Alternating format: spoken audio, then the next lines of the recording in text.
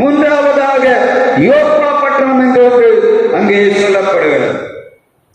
அப்போஸ்தலர் 9ஆம் அதிகாரம் 36ஆம் வசனம் சொல்கிறது. வாசிக்கலாம். யோப்பா பட்டணத்தில் தொற்கால் என்னும் அர்த்தம் கொள்ளும் தபீத்தாள் என்னும் பேருடைய ஒரு சீஷி இருந்தாள். அவன் நற்கிரியைகளையும் மிகுதியாய் செய்து கொண்டு வந்தாள். அந்நாட்களில் அவள் வியாதிப்பட்டு மரணம் அடைந்தாள். அவளை குளிப்பாட்டி மேல் வீட்டிலே கிடத்தி வைத்தார்கள். வசனம் சொல்லுகிறது, இந்த யோப்பா என்று சொன்னால் அழகு எழில் நிறைந்த பட்டணம். இந்த லித்தா கவர்ச்சி நிறைந்த பட்டணம். கவர்ச்சி பாவத்துக்குள்ளே போனபடியினாலே இன்றைக்கு தேசங்கள் அழிந்து போய் கிடக்கிறது. எல்லா மனிதர்களும் கவர்ச்சி என்ற பாவத்துக்குள்ளே சிக்கிக் கொண்டு வருகினாலே பாவம் தண்ணீரை போல தலைவிரித்து ஆடிக்கொண்டிருக்கிறது. எங்கே பார்த்தாலும் பாவத்தின் உக்கிரம் நிறைந்து கிடக்கிறது. எங்கே பார்த்தாலும் விவாகரத்துகள் பெருகிவிட்டது. எங்கே பார்த்தாலும் இந்த கவர்ச்சி என்று சொல்லக்கூடிய வேசித்தனம் உலகம் முழுவதையும் ஆண்டு கொண்டிருக்கிறது. தேவனுடைய சமூகத்துக்கு வருவதை காட்டிலும் இந்த நாட்களிலே ரீல்ஸுக்கு பின்பாக, டிவிக்கு பின்பாக, கவர்ச்சிகளுக்கு பின்பாக, நடிகனுக்கு பின்பாக, நடிகைக்கு பின்பாக ஜனங்கள் போனபடியினாலே வாழ்வை இழந்து போய் கிடக்கிறார்கள். என்ன செய்வதென்றே தெரியவில்லை. ஏமாற்றும் வஞ்சகமும் கவர்ச்சிக்கு பின்பாக மறைந்து கிடக்கிறது. வசனம் சொல்லுகிறது, இந்த கவர்ச்சி தேசத்தை அழித்து போடும். தேசத்தை அழிக்கக்கூடிய கவர்ச்சிக்குள்ளே ஜனங்கள் சிக்கிக் கொண்டால் தேசம் பாழாய் போகும். எழும்ப முடியாதபடி தேசம் கவர்ச்சிக்குள்ளே விழுந்து கிடக்கிறது. என்ன செய்வதென்று தெரியாது. நீதிமான்கள் அழுது கொண்டிருக்கிறார். என்ன ஆண்டவரே, எப்படிப்பட்ட ஒரு பொல்லாத இடத்திலே நாங்கள் மாட்டிக்கொண்டோம். எங்கள் கையின் பிரயாசங்கள், எங்களுடைய காரியங்கள் எல்லாம் கேள்விக்குறியாய் மாறி போறதென்று அங்கராய்க்கிற ஜனங்கள் பெருத்து போனார்கள். யார் இவனை விடுதலையாக்க முடியும்? பேதுரு அவனால மாத்திரம்தான் இந்த கவர்ச்சி என்ற அடிமைத்தனத்திலிருந்து ஜனங்களை மீட்டெடுக்க முடியும். அன்பு சகோதரனே, அடியனை வார்த்தை கேட்டுக் கொண்டிருக்கிற தேவ மனிதனே, தேவ ஊழியக்காரனே, உனக்கும் எனக்கும் ஆண்டவர் கொடுத்த பணியை சரியாய் செய்யாதபடியினாலே தேசம் கவர்ச்சிக்குள்ளே வீழ்ந்து போனது. ஆனால் இன்னும் நம்மை மட்டுப்படுத்திக் கொண்டு எல்லாம் விதிப்படிதான் நடக்கும் என்று சொல்லி கேள்வி கேட்டுக் கொண்டிருக்கிறோம். எல்லாவற்றுக்கும் பழகி போன பேதுருக்கள் கட்டப்பட்டு சிறைச்சாலைக்குள்ளே போய்விட்டார்கள். திருச்சபையே, பேதுருக்கள் கட்டப்படும் போது தேசம் ஆணிக்குள்ளே போய்விடும். திருச்சபையுடைய பணி என்ன? பேதுருக்களுக்காக ஜெபிக்க வேண்டிய கடமை திருச்சபைக்குண்டு.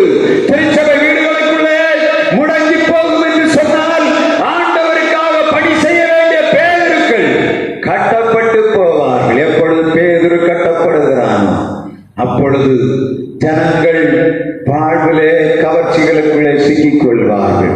இன்றைக்கு எல்லா பேதுருக்களும் தங்கள் சுயத்தை, தங்களுடைய சமாதானத்தை, தங்களுடைய எளிதான வாழ்வை, தங்களுடைய ஆடம்பரங்களுக்கு முன்னே விழுந்தபடியினாலே அவர்களுக்கு தெரியாமலே மிகப்பெரிய பாவத்தின் உக்கிரம் அவர்களை மூடிக்கொண்டது.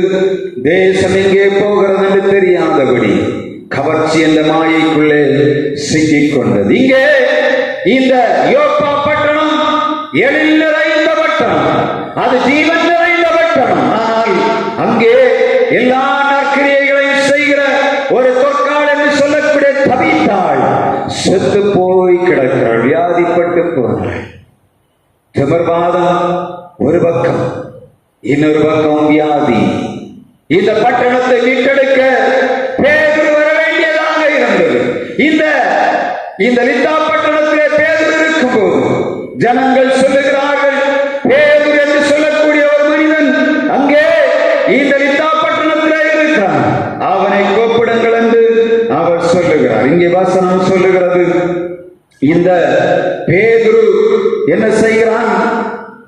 வசனம் சொல்லுகிறது கடைசி யோப்பா பட்டணம் என்றும் தெரியும். அப்போது கர்த்தரிடத்தில் அநேகர் விசுவாசம் உள்ளவனார்கள். இந்த 41ஆம் வசனம், அவன் அவளுக்கு கை கொடுத்து அவளை எழுந்திருக்க பண்ணி பரிசுத்தவான்களையும் விதவைகளையும் அழைத்து அவனை உயிருள்ளவனாக அவனுக்கு முன் நிறுத்தினான்.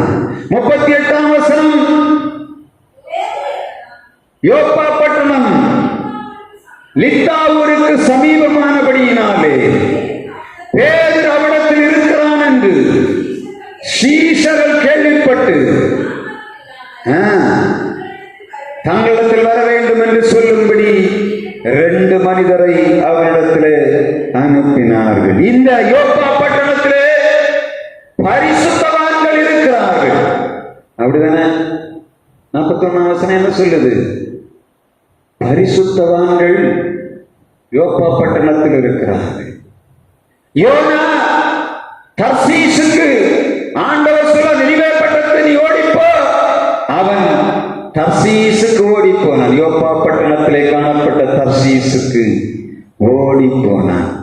பரிசுத்தவான்கள் நிறைந்த யோப்பா பட்டணத்திலே தொக்காள் என்று சொல்லக்கூடிய தபித்தாள் நற்கிரியை செய்கிறாள். வியாதிப்பட்டு செத்து போனாள். பரிசுத்தவான்கள் இருந்த பட்டணத்திலே அநேக செத்து போய் கிடக்கிறார்கள். இந்த பேதுரு வர வேண்டியதாக இருந்தது. எனக்குள்ள ஒரு கேள்வி, இத்தனை பரிசுத்தவான்கள் இருந்தார்களே, ஏன் அவர்கள் அவளை எழுப்பவில்லை? அப்பொழுதுதான் ஆண்டவர் சொல்லுகிறார், பரிசுத்தவான்கள் என்ன செய்து கொண்டிருந்தார்கள்? பரிசுத்தவான்களாக இருந்தார்கள். ஆனால் பேதுரு கொடுக்கப்பட்ட பணி என்ன? இந்த கல்லின் மேல் என் சபையை கட்டுவேன், பாதாளத்தின் வாசல்கள் அதை மேற்கொள்ளார். அவனுக்கு கொடுக்கப்பட்ட ஊழியம் என்ன? நீ கல்லாயிருக்கிறாய், இந்த கல்லின் மேல் என் சபையை கட்டுவேன், பாதாளத்தின் வாசல்கள் அதை மேற்கொள்ளார். புரியுதா? ஆண்டவர் பரிசுத்தவான்களை வைத்திருந்தார். ஒரு பேதுருவை கொண்டு வரும்படியாக பரிசுத்தவான்களே சொல்லுகிறார்கள். பேதுரு வந்தா இங்கே செத்து போன மனிதனும் சுகம் பெறுவான் என்று சொல்லி எல்லா ஜனங்களும் விசுவாசித்திருக்கணும். அப்படிதானே? லித்தாவில திமிர்வாதக்காரனை சுகமாக்கி இருக்கிறான். அதற்கு அடுத்த பட்டணமாகிய யோப்பாவிலே செத்து போன நற்கிரியை செய்த தபித்தாளை அவன் வந்தான். வந்தவன் அவர்கள் சொல்லுகிறார்கள், வஸ்திரங்களை எல்லாம் காட்டுகிறார்கள். உயிரோடு இருக்கும்படி போது அவள் செய்த காரியங்கள் நல்ல கைத்தொழில் செய்கிறவள் போல, நல்ல திகினா வேலை, ஜரிகை வேலைகள் செய்கிற பெண்மணி போல இருக்கிறார். எல்லாரும் அவருடைய ஜரிகைக்கு முன்பாக விழுந்து கிடந்தார்கள் போல. அப்படித்தானே? நல்ல தையக்காரன். அவளை எல்லாருக்கும் இலவசமா தச்சு கொடுத்தாளான்னு தெரியல. இப்பொழுது செத்து போனாள். எல்லாரும் சொல்லுகிறார், ஒரு நல்ல தையல்காரி போனான், ஒரு நற்கிரியை செய்கிறவர்கள் செத்து போனாள். இவள் எழுப்பினா நல்லா இருக்குமே என்று நினைத்தார்கள். இந்த ஜனங்கள் எல்லாரும் சும்மா இருக்கவில்லை. என்ன செய்தார்கள்? பேதுருவை கூப்பிடுகிறார்கள். செத்து போன பிறகு போனா என்ன, இருந்தா என்ன? அப்படிதான் எல்லாரும் நினைப்பாங்க. செத்து போன பிறகு யாருங்களும் அந்த மனுஷன் உயிரோடு போய் போராடுவாங்களா? யாருமே இல்லை. செத்த உடனே முதல்ல கேட்பாங்க, எப்ப எப்ப அடக்கம்? அடுத்த வார்த்தை தான் கேட்கணும். நான் செத்து போனவங்களை உயிரோட எழுப்பணும். யாரும் போய் இப்ப நான் போறேன், இவங்க உயிரோட எழுப்பி யாரும் போக முடியுமா? போக முடியுமா? போனா என்ன? எனக்கு பயங்கர ஆசை தான். செத்து போன யாராவது போய் உயிரோட எழுப்பணும். நாம் போய் இயேசு நாமத்தில் எழுப்புவார்கள் என்று சொன்னா எழுப்பாட்டா என்ன? முதல்ல என்ன கையை கால கட்டி எங்கேயா ஊழம்பாறையில கொண்டு போட்டு பண்ணுவாங்களா? பண்ண மாட்டாங்க. பண்ணுவாங்களா? செத்து போன மனுஷனை உயிரோட எழுப்ப போறாங்க, போன விடுவாங்களா? ஆனா இந்த ஜனங்கள் சொல்லுகிறார்கள், பேதுரு இயேசுவோடு கூட இருந்தவர், செத்து போன மனிதர்களை உயிரோடு கண்ணார பார்த்தவன், விதவையுடைய மகனை உயிரோடு இருக்கும் போது இந்த பேதுரு இயேசுவோடு கூட இருந்தவர், லாசரை கல்லறையிலிருந்து எழுப்பும் போது கூட இருந்தவர். எனவே இந்த ஜனங்களுக்கு தெரியும், பேதுரு கண்டிப்பாக இயேசுடைய வல்லமை பெற்றவன், அவருடைய அபிஷேகத்தினாலே நிறைந்தவன். இந்த ஜனங்கள் கண்டிப்பாக அறிந்திருக்க வேண்டும். பக்கத்து தெரு கிட்டத்தட்ட 2-3 கிலோமீட்டருக்குள்ளதான் இந்த லித்தா பட்டணம், யோப்பா பட்டணம் இருந்தது.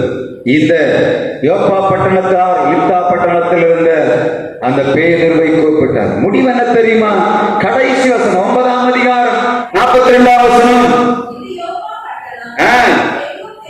எங்கும் தெரிய வந்தது. அப்பொழுது அநேகர் கர்த்தரிடத்தில் விசுவாசம் உள்ளவர்களாக